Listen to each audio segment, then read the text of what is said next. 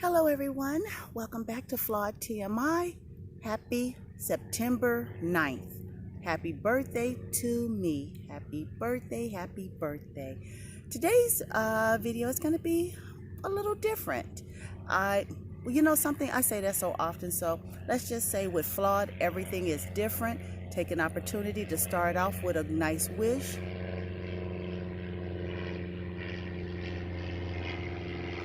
Okay.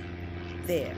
Now I feel we can officially begin. So you guys always know what I have to say. Please, by all means, if this content is anything that you value, like, subscribe, put notifications on, comments. I welcome comments.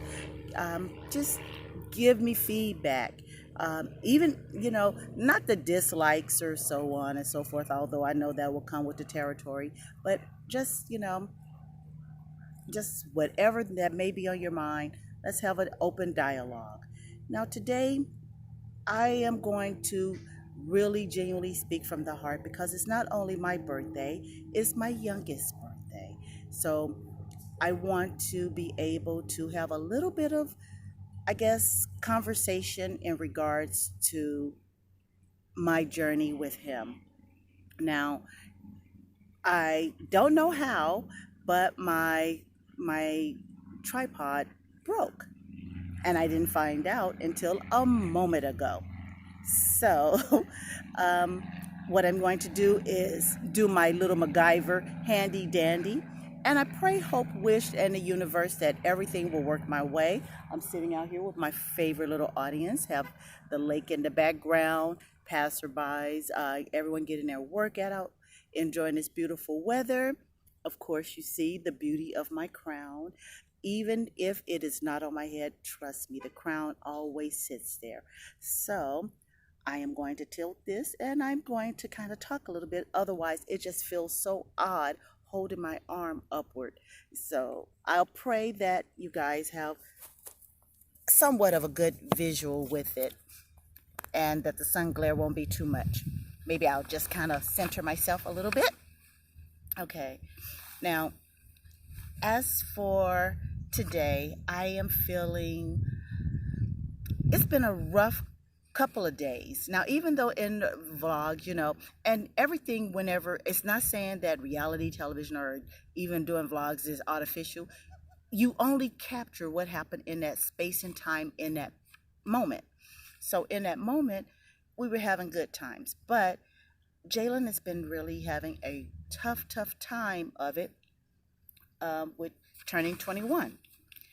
And one thing that he worries about is my mortality, which we all worry about our mortality on this planet, but he tends to fixate on it to a point that he rages, he breaks things, he becomes belligerent. It's not that he wants to, but autism is a very interesting mechanism.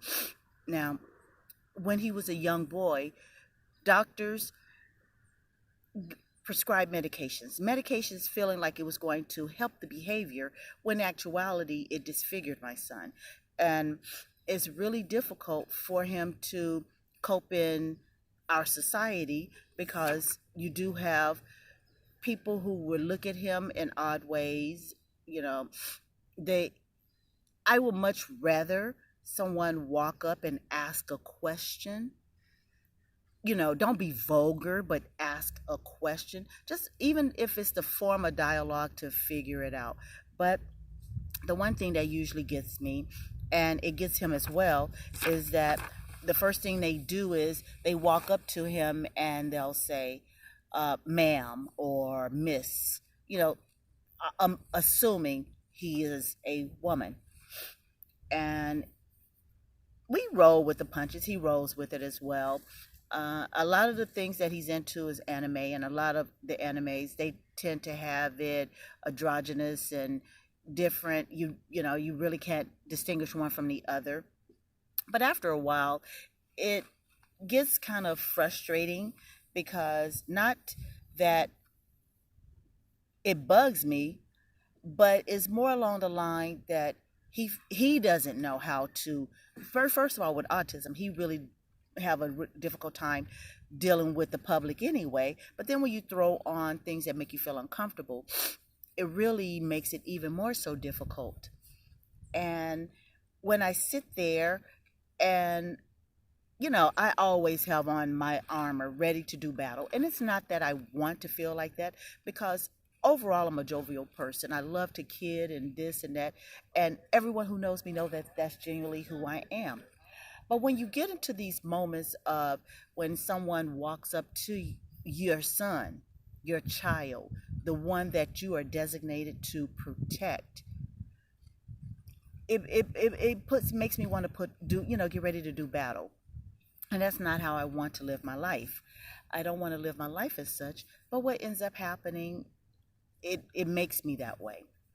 And I don't want to make it seem like it's always a negative experience when we go out, but it's more times than not. And it hurts. It you just don't know how much it truly hurts. So now we are embarking upon a new journey.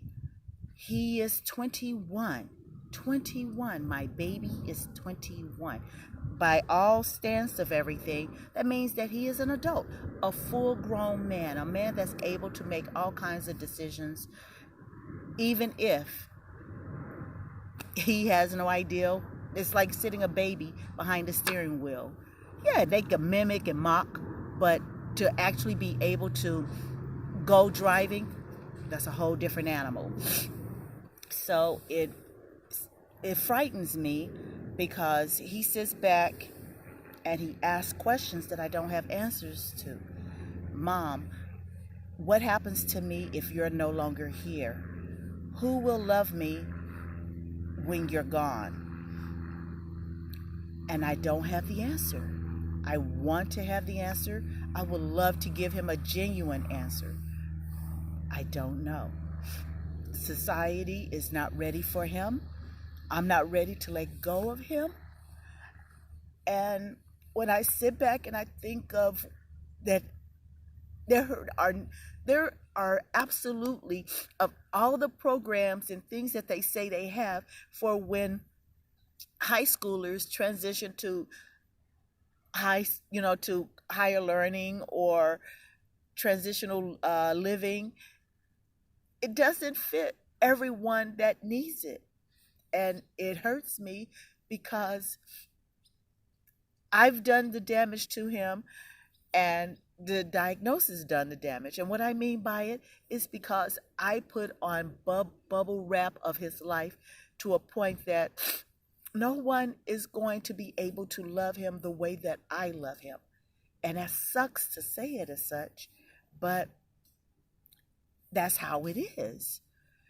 And I want to be able to kind of prepare him more, and I do. I take him out on more outings. I always have, but is I'm really, really, really forcing the issue now, because each day we're getting older. We're not getting younger, we're getting older.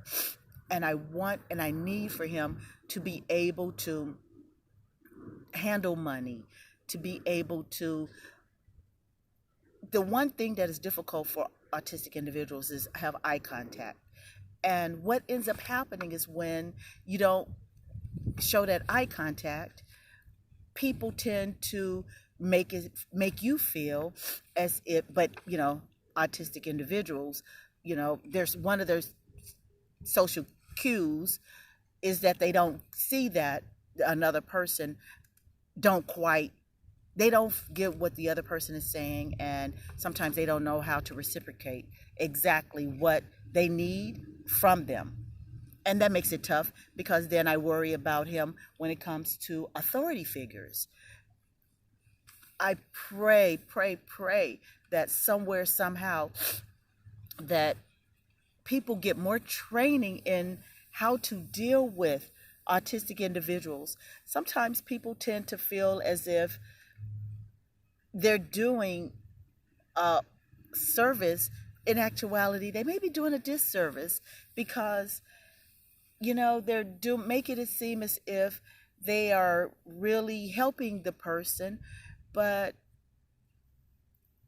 I'm in fear. I'm in such fear because I think that my son is, he's like a walking time bomb. There are times that when he rages, and he really doesn't mean any harm, and he's not trying to hurt anyone, but his words, he says, I'm going to kill you, or I'm going to kill myself. And to a normal mind, we feel like, oh my gosh, we need to do something. We need to help him. And he's not harmful, but that's today. I cannot speak on how my son will be tomorrow. I cannot speak on him next week, next month, or next year. All I can do is love him unconditionally. And it's maybe too much to ask the public to love him unconditionally. I just want people to try to be more understanding that God did not make or design a mistake. Even with me and my hot mess, I was designed, even though environmental things manipulated me to a different stance, I am still a work of God's art. My son is a work of God's art. I have to keep my wishes, because if I don't keep my wishes, sometimes I feel like I'm drowning. I had such a beautiful day, but it didn't start out that way yesterday. And actually, moments into walking into the restaurant, it wasn't that way. Right here, as I said, art, I don't know how well this will come across, but Jalen had drawn this for me. I love his art, and in time, I am going to find a way to get him to feel more comfortable in his art. Whether it's on a T-shirt or a poster, a billboard, whatever he feels comfortable in. My job is to make certain he is all he can be, should be. That's my job. That's what I am designed for. Yes, Tamora is a flawed person, but Mom, for Jalen, is a dynamic warrior.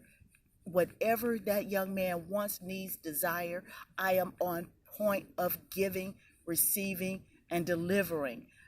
I will sell blood. I will do whatever it takes in order for this young man to never not have. But he has every right to ask, Mom, who will love me when you're not here?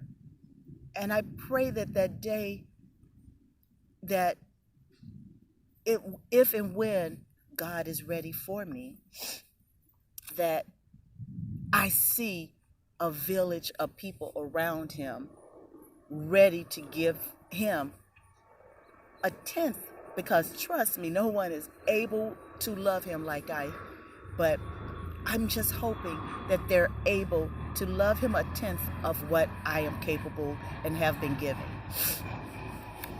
I don't mean for this to sound or come off as sad, but my baby hurts, and I hurt when he hurts.